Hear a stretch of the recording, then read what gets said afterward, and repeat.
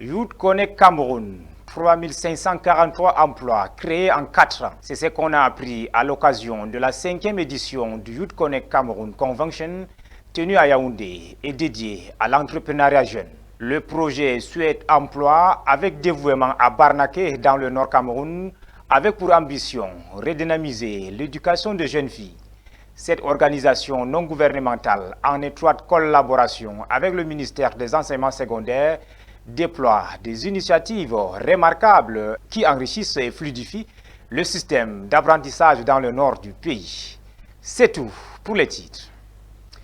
Bonsoir et bienvenue mesdames, messieurs aux 20h du 23 décembre l'an de grâce 2024 sur Camnews 24 et Hit FM en direct de Garoua.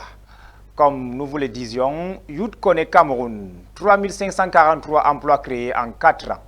Ces chiffres ont été communiqués à l'occasion de la 5e édition du Youth Connect Cameroun Convention qui s'est déroulée du 16 au 21 décembre 2024 à Yaoundé. Lancé en 2010 par le ministère de la Jeunesse et de l'Éducation civique pour ce qui est de la phase pilote, le programme Youth Connect Cameroun a véritablement joué sa partition dans la dynamisation du secteur de l'emploi. Ainsi, selon le gouvernement camerounais, l'on a enregistré 3543 emplois créés, soit 1043 emplois directs et 2500 emplois indirects. Selon le ministère de la Jeunesse et de l'Éducation civique, à l'occasion de la 5e édition du Youth Connect Cameroun Convention, tenue du 16 au 21 décembre 2024 à Yaoundé, il est également à mettre à l'actif de ce programme la connexion de 1,5 million de jeunes à des perspectives meilleures et la formation de 253 000 jeunes dans l'optique de devenir des leaders et des entrepreneurs.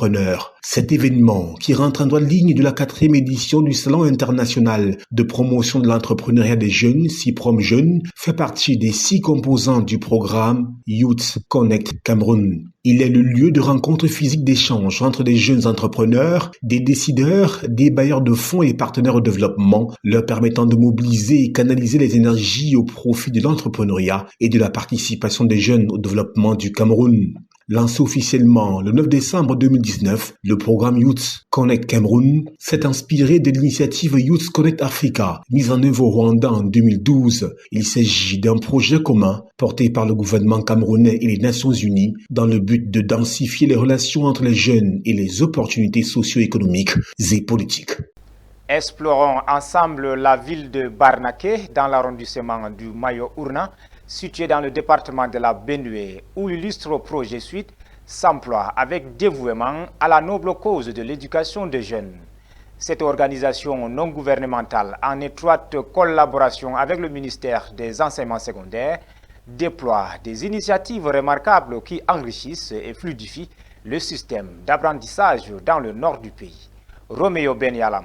Dans la ville de Barnaké, arrondissement de Mayo-Ourna, dans le département de la Benue, perdu dans un vaste étendue de la région du Nord Cameroun, une lueur d'espoir vient d'illuminer le quotidien de près de 100 jeunes lycéennes. Généralement, ici, on privilégie l'éducation des garçons. Les filles sont reléguées au second plan. Elles doivent rester à la maison pour les travaux ménagers, pour les travaux champêtres.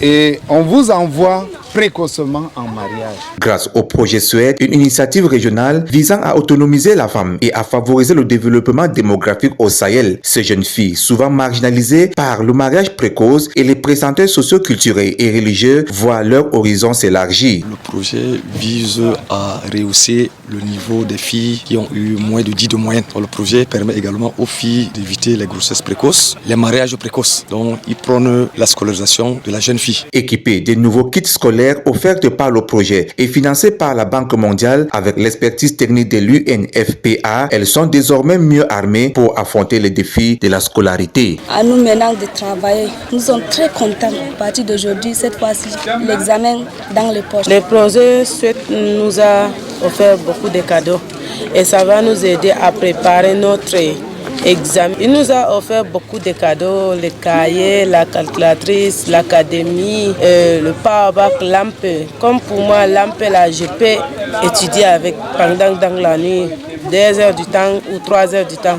Au-delà du simple don du matériel, cette initiative est un véritable investissement dans l'avenir de ces jeunes filles et de leur communauté, car en leur offrant des moyens de poursuivre leurs études, le projet Souhaite leur permet de briser la chaîne de la dépendance et de s'émanciper, un pas de géant vers l'égalité des sexes dans une région où les défis restent encore nombreux. Recevoir ce don qui est arrivé à point nommé parce que nous savons tous les familles sont appauvries avec le nombre d'enfants à envoyer à l'école et dans une partie où très souvent les filles sont lésées. On privilégie beaucoup plus l'éducation des garçons. Donc ce qui fait que cet appui inestimable que vous apportez à la fille va l'encourager à faire l'école, va motiver les parents à les soutenir afin de relever le taux de scolarisation des jeunes filles. Et l'enthousiasme des parents qui voient dans ce projet une opportunité unique pour leurs filles est un signe encourageant. Nous, on remercie beaucoup. Nous, les parents, qui étaient même faibles, on se trouvait aujourd'hui fort devant l'enfant parce que le gouvernement ou bien la banque a pensé à nous, les parents, et pensé à nos enfants. Cependant, si cette initiative est louable, il reste encore beaucoup à faire pour garantir l'accès à une éducation de qualité pour toutes les filles du Cameroun. Les défis liés à la pauvreté et à l'éloignement des établissements scolaires et aux inégalités persistent. Il est donc essentiel de pérenniser de tels projets et de multiplier des actions en faveur de l'éducation de la jeune fille, véritable moteur de développement dans la société. Le projet suit toujours dans le cadre de ses missions régaliennes dans le Septentrion, vient de remettre des bicyclettes neuves aux jeunes filles des différents établissements de la commune de Garoua 3e. Cette œuvre charitable est un coup de pouce pour faciliter le trajet à ces derniers. Roméo Benyalam pour les détails. Dans une initiative saluée par tous, le projet Souhaite a offert un précieux cadeau à près de 200 lycéens des établissements de la commune de Garoua 3e.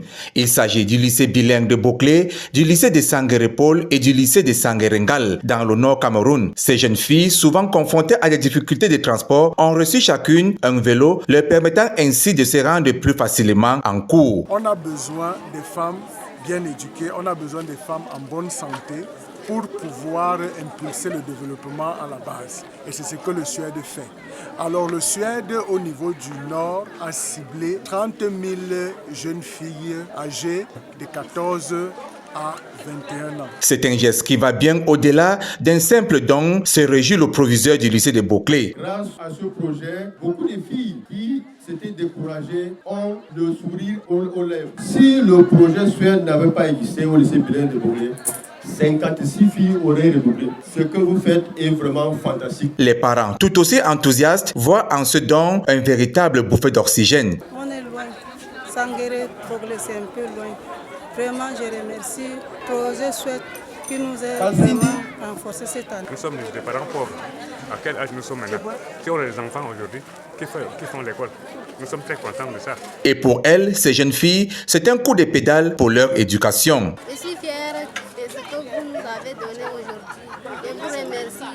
Je dis merci pour le cadeau que le Suède nous a donné. Le vélo va m'aider à aller à l'école, arriver à l'école. Je vous remercie pour le vélo que vous avez nous donné. Au-delà d'un simple geste, cette initiative souligne la volonté du gouvernement et l'UNFPA de promouvoir l'éducation des filles dans une région où les inégalités sont encore fortes. En facilitant l'accès à l'école, le projet Souhaite contribue non seulement à améliorer les résultats scolaires, mais aussi à autonomiser ces jeunes filles et à leur offrir de nouvelles perspectives d'avenir. Restons toujours dans le cadre du projet Suite, cette fois-ci du côté de l'ACDO.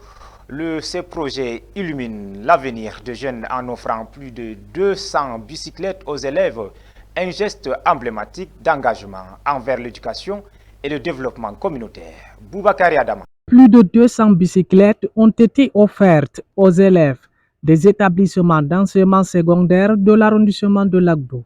La cérémonie s'est tenue sur l'esplanade de l'hôtel de ville, un lieu symbolique qui témoigne de l'engagement des autorités locales et des partenaires en faveur de l'éducation.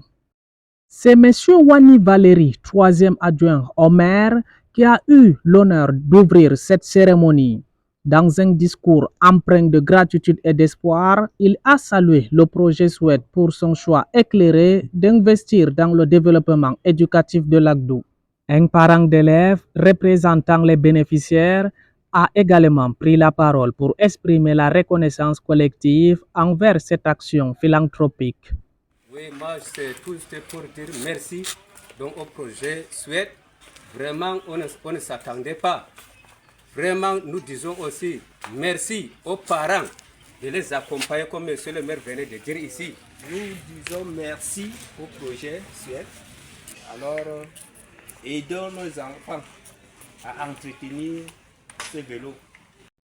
Dans la même lancée, un enseignant a également été honoré lors de cette cérémonie. Son intervention a mis en lumière l'impact profond que le projet SUED a déjà eu sur la communauté éducative. Ainsi donc, pour clôturer cette séance riche en émotions, M. Armand, le chargé de mission du projet SUED, a partagé sa vision et son engagement envers les jeunes du Septentrion. Pour la jeune fille, c'est pour aller à l'école.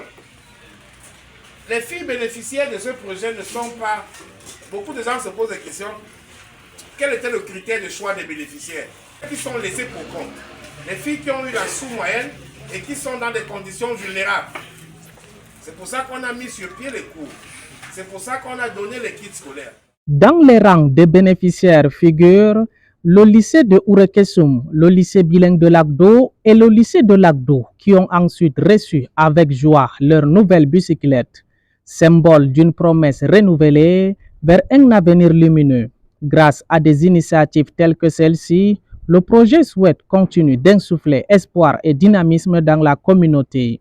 L'appel est lancé aux élites de ce bel arrondissement pour emboîter les pas du projet SUED, afin de booster le volet éducatif dans la Cité Lumière. Parlons à présent d'autres choses. Avec plus de 440 000 élèves sans acte de naissance recensés dans l'extrême nord du Cameroun durant l'année scolaire 2024-2025, le défi de l'enregistrement des naissances reste crucial. Face à cette réalité, un projet pilote lancé à Maroua en collaboration avec l'OIF a permis de délivrer 5400 actes de naissance. Cependant, des obstacles majeurs freinent la généralisation de cette initiative essentielle pour garantir une identité légale à tous les enfants. Suivons le reportage de Célestin Taboul Succès et Amidou Kaou. Le Cameroun, comme les autres pays de l'Afrique subsaharienne, a maille à partir avec l'état civil, notamment l'enregistrement des naissances. Et sur ce point, c'est la région de l'extrême nord qui occupe la dernière place avec un taux d'enregistrement de naissance de l'ordre de 42,1% selon le Bureau national de l'état civil BUNEC. Pour renverser la pente, le BUNEC, avec le soutien de l'Organisation internationale de la francophonie, a lancé à Maroua le 17 juillet dernier une initiative pilote destinée à régulariser les naissances enregistrées tardivement. Au terme de ce projet dénommé « Enregistrement hors délai de naissance », 5400 actes de naissance ont été délivrés à des enfants âgés de 5 à 15 ans dans la ville de Maroua, leur conférant ainsi une reconnaissance juridique officielle.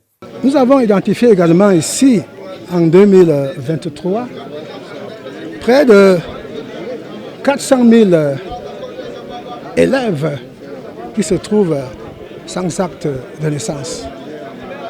Nous avons donc pensé que pour lancer ce projet pilote avec la francophonie, nous allons commencer par tester, n'est-ce pas, le projet dans l'extrême nord, où, comme vous l'avez suivi, il a été établi 5400 actes de naissance pour les enfants. Les enfants viennent donc de recevoir leurs actes de naissance. Cette initiative, bien qu'expérimentale, a montré des résultats promoteurs en garantissant ainsi aux enfants concernés les droits fondamentaux auxquels que 440 000 élèves actuellement scolarisés ne disposant pas d'acte de naissance pour l'année scolaire 2024-2025, selon les statistiques de la délégation régionale de l'éducation de base pour l'extrême nord. Je suis venue ici pour prendre mon acte de naissance. Ça va m'aider à l'avenir. La problématique d'enregistrement des naissances dans la région de l'extrême nord fait face à des obstacles, notamment l'éloignement des centres d'état civil, la non-déclaration des naissances à domicile, le manque de personnel qualifié, ainsi que des pratiques frauduleuses et des arnaques ciblant les citoyens. Malgré les efforts consentis par le gouvernement gouvernement et les partenaires techniques et financiers, la situation d'enregistrement des naissances dans la région de l'extrême nord reste préoccupante. Il est donc urgent pour les pouvoirs publics de mettre les bouchées doubles afin de garantir à chaque enfant son droit à une identité légale et à la protection de l'État. Parlons à présent de la vie chère. Lutte contre la vie chère, le parcours Vita de Douala abrite la toute première édition du marché coopératif de la région littorale. La cérémonie d'ouverture de cette première édition a été présidée par Achille Basilikine III, ministre des Petites et Moyennes Entreprises, de l'économie sociale et de l'artisanat. Le compte rendu de notre correspondant Zobel Apollinaire. C'est toute une variété de produits destinés à la consommation exposés dans ce vaste espace du parcours Vita de Douala, transformé en un marché périodique. Ici est mis en exergue le savoir-faire des différents réseaux coopératifs des 4 départements que compte la région du littoral, à savoir le Mungo, l'Onkam, la Salaga maritime et le Vouri. Pour les femmes et les jeunes filles fabriquent des savons, l'eau de javel. Et l'autre particularité est que nous avons des ateliers que nos enfants en situation de handicap, sourds et malentendants, ils fabriquent ces beaux tableaux que vous voyez, tous ces tableaux-là, et avec des produits africains, des colliers, des bagues, des porte-clés, juste pour promouvoir leur savoir-faire, leur talent. C'est aussi le lieu pour les populations de s'approvisionner en denrées alimentaires à moindre coût, surtout en cette veille des célébrations des fêtes de fin d'année. C'est ce que l'on a appelé le marché coopératif, un lieu de rencontre directe entre les producteurs et les consommateurs. Le marché coopératif justement à permettre aux producteurs de pouvoir tester la réalité aujourd'hui de l'économie sociale et solidaire, avec l'acquisition par le consommateur du juste prix en éliminant les intermédiaires, mais également en permettant de mieux écouter en fait les biens et produits sociaux.